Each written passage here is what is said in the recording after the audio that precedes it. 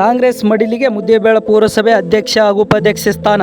ಪಟ್ಟಣದ ಪುರಸಭೆ ಅಧ್ಯಕ್ಷ ಹಾಗೂ ಉಪಾಧ್ಯಕ್ಷ ಸ್ಥಾನಗಳಿಗೆ ಇಂದು ನಡೆದ ಚುನಾವಣೆಯಲ್ಲಿ ಕಾಂಗ್ರೆಸ್ ಅಭ್ಯರ್ಥಿಗಳಿಗೆ ಅಧ್ಯಕ್ಷ ಹಾಗೂ ಉಪಾಧ್ಯಕ್ಷ ಸ್ಥಾನ ದೊರಕಿದೆ. ಅಧ್ಯಕ್ಷರಾಗಿ ಮೈಬೂಬ್ ಗೊಳಸಂಗಿ ಅವರಿಗೆ 16 ಮತ ಹಾಗೂ ಉಪಾಧ್ಯಕ್ಷರಾಗಿ ಪ್ರೀತಿ ದೇಗನಾಳ್ ಅವರಿಗೆ 16 ಮತಗಳನ್ನು ಪಡೆಯುವುದರ ಮೂಲಕ ಮುದ್ದೇಬೇಳ ಪುರಸಭೆ ಚುಕ್ಕಾಣಿ ಹಿಡಿದರು. ಮುದ್ದೇಬೇಳ ಪುರಸಭೆಯು ಒಟ್ಟು 23 ಸದಸ್ಯರ ಬಲಾಬಲವಿದ್ದು, ಇದರಲ್ಲಿ 8 ಕಾಂಗ್ರೆಸ್ ಅಭ್ಯರ್ಥಿಗಳು ಹಾಗೂ 2 ಕಾಂಗ್ರೆಸ್ ಅಭ್ಯರ್ಥಿಗಳೊಂದಿಗೆ ಗುರುತಿಸಿಕೊಂಡ ಜೆಡಿಎಸ್ ಅಭ್ಯರ್ಥಿಗಳು, 8 ಬಿಜೆಪಿ ಹಾಗೂ ಪಕ್ಷೇತರ 5 ಅಭ್ಯರ್ಥಿಗಳು ಇದ್ದರು.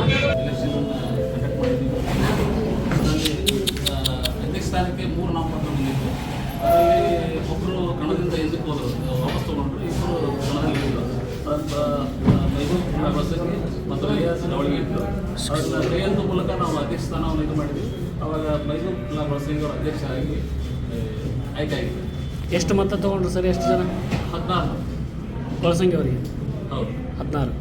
ಉಳಿದವರೆಲ್ಲ ಅಪ್ಸೆಟ್ ಇತ್ತು. ಉಪಾಧ್ಯಕ್ಷ ಸ್ಥಾನಕ್ಕೆ ಪ್ರೀತಿ ಶಂಕರಬಸಪ್ಪ ದೇವಿನ ಒಬ್ಬರು ಅರ್ಜಿ ಹಾಕಿದ್ರು. ಆಮೇಲೆ ನೆಕ್ಸ್ಟ್ ಸಹನಾ ವಿಜಯಕುಮಾರ್ ಪಡಿಗೆ, ಹಾಗೆ ಭಾರತಿ ರಾಯನಗೌಡ ಪಾಟೀಲ್ 3 ಅರ್ಜಿಗಳು ಸಲ್ಲಿಸಿದ್ರು.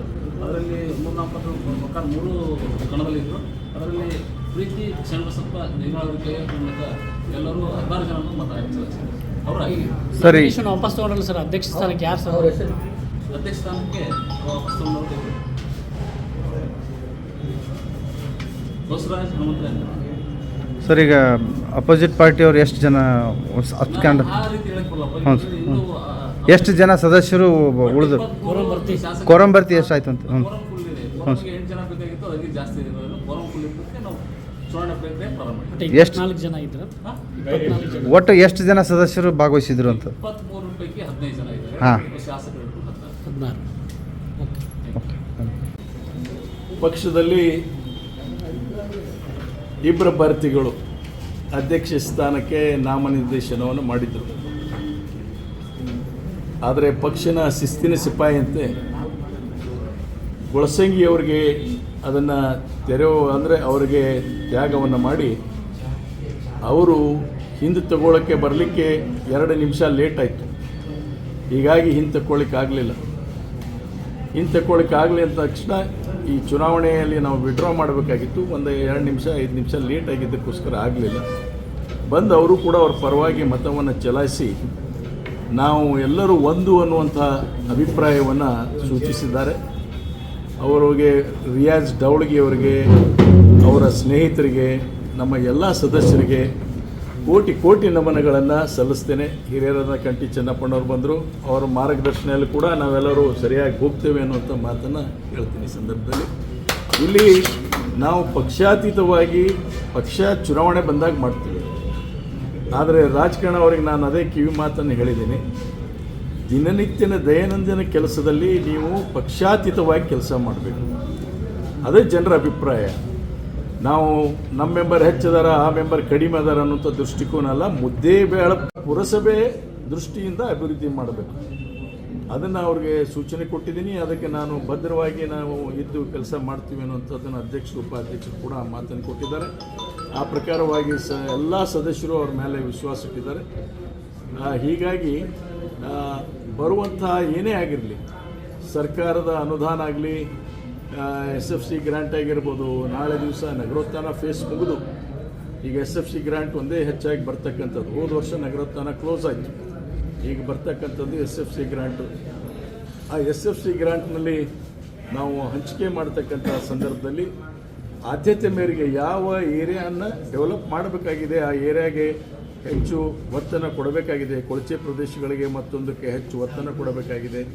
ಬಡವರ ಜೀವನವನ್ನು ಅವ್ರನ್ನ ಏನಪ್ಪ ಅಂದರೆ ಬೇರೆಯವರ ಕಾಲನಿಕ್ಕಿಂತ ನಾವು ಹಿಂದಿಲ್ಲ ಅನ್ನುವಂಥ ಮಟ್ಟಕ್ಕೆ ಅಭಿವೃದ್ಧಿ ಮಾಡಲಿಕ್ಕೆ ಮುಂದಾಗ್ರಿ ಅನ್ನೋಂಥ ಸೂಚನೆ ಕೊಟ್ಟಿದ್ದೀನಿ. ಆ ರೀತಿ ಹಂಚಿಕೆಯನ್ನು ಮಾಡಲಿಕ್ಕೆ ಅವರಿಗೆ ನಾನು ಆಗಾಗ ನನ್ನ ಸಲಹೆಯನ್ನು ಕೂಡ ಕೊಡ್ತೇನೆ. ಮತ್ತು ಸಭೆಗಳನ್ನು ನಡೀತವೆ.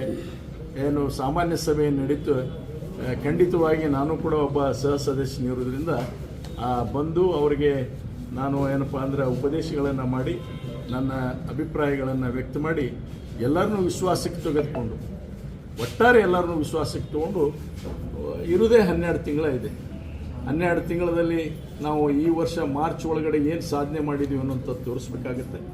ಅದಕ್ಕೆ ಅವರೆಲ್ಲರ ಸಹಕಾರ ಕೋರಿದ್ದೀನಿ, ಕೊಡ್ತೀವಿ ಅಂತ ಹೇಳಿದ್ದಾರೆ. ಅದು ನಿಜವಾಗಿ ಮುದ್ದೇಬೇಳ ತಾಲೂಕದಲ್ಲಿ ಮತ್ತು ಮುದ್ದೇಬೇಳ ನಗರಕ್ಕೇ ಒಂದು ಹೊಸ ಚಾಪ್ಟರ್, ಹೊಸ ಅಧ್ಯಾಯವನ್ನು ಬರೀತಕ್ಕಂಥದ್ದಾಗಿದೆ ಅನ್ನುವಂಥ ಮಾತನ್ನು ಇವತ್ತು ಈ ಸಂದರ್ಭದಲ್ಲಿ ಹೇಳ್ತೀನಿ. ಈ ಜಯ ಕಾಂಗ್ರೆಸ್ ಪಕ್ಷಕ್ಕೆ ಮತ್ತು ಎಲ್ಲ ನಮ್ಮ ಸದಸ್ಯರ ಜಯ ಅನ್ನುವಂಥ ಮಾತು ಹೇಳ್ತೀನಿ. ಅದಕ್ಕೆ ತಮಗೆ ಪತ್ರಿಕಾ ಮಾಧ್ಯಮದವರು ಸಹಕರಿಸಿದಿರಿ.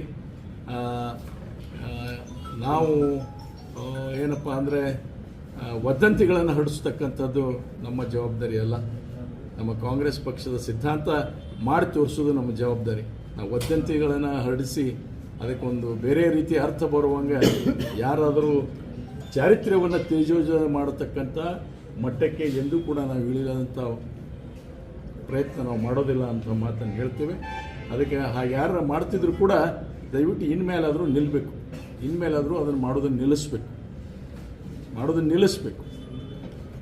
ಒಂದೇ ಮಾತಿನಲ್ಲಿ ಹೇಳ್ತೇನೆ, ನನ್ನ ನಡತೆ ಅನ್ನುವಂಥದ್ದಕ್ಕಿಂತ ಹೆಚ್ಚು ನನ್ನ ಕಾನ್ಸಿಯಸ್ ಏನಿದೆ ಇವತ್ತಿಗೂ ಕೂಡ ಯಾವುದಾದ್ರೂ ಕಾಯ್ದೆ ಬಹಿರವಾಗಿರ್ತಕ್ಕಂಥ, ಕಾನೂನು ಬಹಿರವಾಗಿರ್ತಕ್ಕಂಥ ಕೆಲಸಗಳನ್ನು ಮಾಡಲಿಕ್ಕೆ ಇವತ್ತಿಗೂ ನನ್ನ ಮನಸ್ಸು ಒಪ್ಪೋದು ಇಲ್ಲ ಅನ್ನುವಂಥದ್ದನ್ನು ಈ ಸಂದೇಶವನ್ನು ಕೊಡ್ತೀನಿ. ಮುಂದೆ ಅದ್ರ ಬಗ್ಗೆ ಹೆಚ್ಚು ವಿಶ್ಲೇಷಣೆ ಕೊಡಲಿಕ್ಕೆ ಹೋಗೋದಿಲ್ಲ. ಅದಕ್ಕೆ ಎಲ್ಲರೂ ಸೇರಿ ಅಭಿವೃದ್ಧಿಗೊಳಿಸೋಣ. ಇನ್ನೂ 3 ವರ್ಷ ಇದೆ. BJP ಅವ್ರು 4 ವರ್ಷ ಮಾಡ್ಬೇಕಂತ ಮಾಡಿದಾರೆ ಅಂತಿದೆ. ಮುತ್ತಿನ 6 ಇಯರ್ಸ್ ಟರ್ಮಿಗೆ ಹೋಗ್ತೀವಿ ನಾವು. ಯಾಕಂದರೆ 1 ನೇಷನ್ 1 ಇಲೆಕ್ಷನ್ ಅನ್ನುವಂಥದ್ದನ್ನು ತರುವಂಥ ಶಾಸನಕ್ಕೆ ಅವ್ರು ಕೈ ಹಾಕಿದರೆ 6 ವರ್ಷದವರೆಗೆ ಶಾಸಕರು ಇಲ್ಲಿ ಇರೋದಿಲ್ಲ. ಇನ್ನು 4 ವರ್ಷ ಶಾಸಕರು, 4.5 ವರ್ಷ ಶಾಸಕರಾಗಿರ್ಬೇಕಾಗ್ತದೆ. ಸೊ ಹೀಗಿದ್ದಾಗ ನಾವು ಅವ್ರನ್ನೆಲ್ಲ ವಿಶ್ವಾಸಕ್ಕೆ ತೆಗೆದುಕೊಂಡು ಮುಂದಿನ ಚುನಾವಣೆಯಲ್ಲಿ ಪಕ್ಷದ ಆಧಾರದ ಮೇಲೆ ಚುನಾವಣೆ ಆಗುವ ರೀತಿಯಲ್ಲಿ ಅದಕ್ಕೆ ಹೆಚ್ಚು ಒತ್ತನ್ನು ಕೊಡ್ತೀವಿ. ಒಳ್ಳೆಯ ಜನರು ಇದಕ್ಕೆ ಬರಬೇಕು, ಆ ರೀತಿಯಾಗಿ ಕೆಲಸ ಮಾಡಲಿಕ್ಕೆ ಅಧ್ಯಕ್ಷರಿಗೆ, ಉಪಾಧ್ಯಕ್ಷರೇ, ನಮ್ಮ ಮುಂದೆ ಬರುವಂಥವ್ರು ಎಲ್ಲರೂ ಅವರು ಕೂಡ ಆಕಾಂಕ್ಷಿಗಳೇ. ಪುರಸಭೆ ಚುನಾವಣೆಯಲ್ಲಿ ನಾವು ಚರ್ಚೆ ಮಾಡಿ ತೀರ್ಮಾನಗಳನ್ನು ತೆಗೆದುಕೊಳ್ತೀವಿ. ಇಬ್ರು, ಯಾಕಂದ್ರೆ ನಿಮ್ಮ ಪಕ್ಷದಿಂದನೇ ಇಬ್ರು ಸ್ಪರ್ಧೆ ಖಂಡಿತವಾಗಿ ಸಮಬಾಳು ಸಮಪಾಲು ಅನ್ನುವಂಥ ತತ್ವಕ್ಕೆ ನಾವು ಅಂಟ್ಕೊಳ್ತೇವೆ. ಈ ಮಾತಿನ ಅರ್ಥ ಅಂದ್ರೆ ಅಧಿಕಾರದ ಹಂಚಿಕೆ ಈಗಂತಿರೋ ಇನ್ನು 2.5 ವರ್ಷ ಅಂತಿರೋ ಅದು ನನಗೆ ಬಿಟ್ಟಿದ್ದು, ಸದಸ್ಯರಿಗೆ ಬಿಟ್ಟಿದ್ದು. ನೀವು ಯಾಕೆ ಅದಕ್ಕೆ ಕೇಳ್ತಿರೋದು? ಇವತ್ತೇ ಅಂಗಡಿ ಚಾಲು ಮಾಡಬೇಡಿ ಅಂತ ಹೇಳ್ತೀನಿ. ಇವತ್ತಿಂದ ಅಂಗಡಿ ಚಾಲು ಆಗಿದೆ.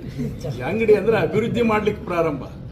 ಅಂಗಡಿ ಅಂದ್ರೆ ಏನಪ್ಪಾ ಅಂದ್ರೆ ನಿನ್ನ ಕರಿ, ಅವನ ಕರಿ, ಅಲ್ಲಿ ಹೋಗೋಣ ಇಲ್ಲಿ ಹೋಗೋಣ, ಅದು ಯಾವುದು ಮಾಡೋದಂತ ಅವಶ್ಯಕತೆ ಇಲ್ಲ. ಭದ್ರವಾಗಿ ಎಲ್ಲರೂ ಒಕ್ಕಟ್ಟಾಗಿರ್ತೇವೆ, ಸುಗಮವಾಗಿ ನಡೆಸ್ಕೊಂಡು ಹೋಗ್ತೇವೆ. ಎಲ್ಲರಿಗೂ ಧನ್ಯವಾದಗಳು. ನಮ್ಮ ಮಾನ್ಯ ಶಾಸಕರ ಆಶೀರ್ವಾದದಿಂದ ಎಲ್ಲ ಸದಸ್ಯರು ನಮಗೆ ಬೆಂಬಲವಾಗಿ ನಿಂತು ನಮಗೆ ಆಶೀರ್ವಾದ ಮಾಡಿದ್ದಾರೆ. ನಾವು ಶಾಸಕರ ಜೊತೆಯಲ್ಲಿ ಕೈ ಜೋಡಿಸಿ ಎಲ್ಲ ಸದಸ್ಯರ ವಿಶ್ವಾಸ ತಗೊಂಡು ಮುದ್ದೇಬೇಳಲ್ಲಿ ಒಂದು ಅಭಿವೃದ್ಧಿ ಮಾಡುವ ನಿಟ್ಟಿನಲ್ಲಿ ನಾವು ಮುಂದೆ ಹೋಗ್ತೀವಿ ಅಂತ ಆಡಳಿತದಾಗ ವಿರೋಧ ಪಕ್ಷದಾಗಿ ಮಾಡಬೇಕು, ಆಡಳಿತ ಬಂದಾಗ ಆಡಳಿತ ಪರವಾಗಿ ಮಾಡಬೇಕು. ಏನು ಪೈಪೋಟಿ ಇದ್ದಿಲ್ಲ, ಎಲ್ಲ ಒಂದೇ ಕಡೆ ಇದ್ದರು. 15 ಜನರು ಒಂದೇ ಕಡೆ ಇದ್ದರು. ಏನು ಪೈಪೋಟಿ ಇದ್ದಿಲ್ಲ, ಯಾವ ವಿರೋಧ ಇದ್ದಿಲ್ಲ. ಸರ್ ಇಷ್ಟು ದಿವಸ ಬರೀ ಸದಸ್ಯರ ಕೆಲಸ ಮಾಡಕತ್ತಿದ್ರಿ, ಈಗ ಅಧ್ಯಕ್ಷರಾಗಿರಿ, ಈಗ ಹ್ಯಾಂಗೆ ಅನ್ಸಾಗ್ತೀರಿ ಸರ್ ತಮಗೆ? ನಮ್ಮ ಜವಾಬ್ದಾರಿ ಬಂತಂದ್ರೆ ಶಾಸಕ ಆಶೀರ್ವಾದ ಎಲ್ಲರೂ ಕೂಡಿ ನಾವು ಮುಂದುವರಿಸ್ತೇವೆ. ಎಲ್ಲರಿಗೂ ನಮಸ್ಕಾರ.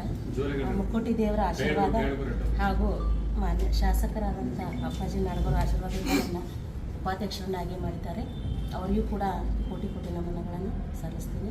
ಅದೇ ರೀತಿ ಎಲ್ಲ ನನ್ನ ಸದಸ್ಯರು, ನನ್ನ ಸಹೋದರರಿಗೂ ಕೂಡ ಅಭಿನಂದನೆ ಕಳಿಸ್ತಾ ಇರ್ತೀನಿ. ಕೊಟ್ಟಿದ್ದಾರೆ. ನಾವೆಲ್ಲರೂ ಕೂಡಿ ಒಟ್ಟಾಗಿ ಈ ಜವಾಬ್ದಾರಿಯನ್ನು ನಿಭಾಯಿಸ್ತೀವಿ ಅಂತ